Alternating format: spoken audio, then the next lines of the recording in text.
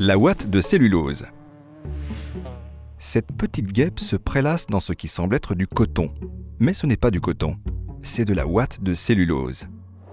La ouate de cellulose, c'est du papier. Sa matière première, c'est de la fibre de bois.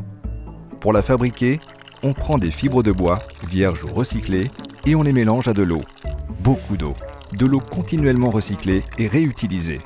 La pâte passe entre une toile et un feutre. L'eau s'égoutte à travers la toile. Les fibres restent accrochées au feutre et forment une feuille. Cette feuille est pressée puis séchée par un cylindre sécheur, appelé aussi yonki, et par des hôtes qui soufflent un air extrêmement chaud. On arrive maintenant à l'étape cruciale, celle qui transforme la feuille en ouate de cellulose, le crépage. La feuille, plaquée au cylindre, vient s'écraser contre la lame. Elle se plisse comme du crépon. Ce crépage introduit de l'air dans le papier. Il lui donne son aspect cotonneux. Il l'adoucit et l'allonge.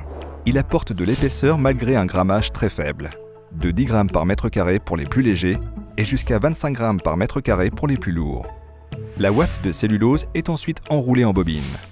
Des bobines lourdes et volumineuses. Elle servira alors à fabriquer du papier toilette, des essuie-tout, des mouchoirs, mais ça c'est une autre histoire. Pour en savoir plus sur la ouate de cellulose, contactez-nous.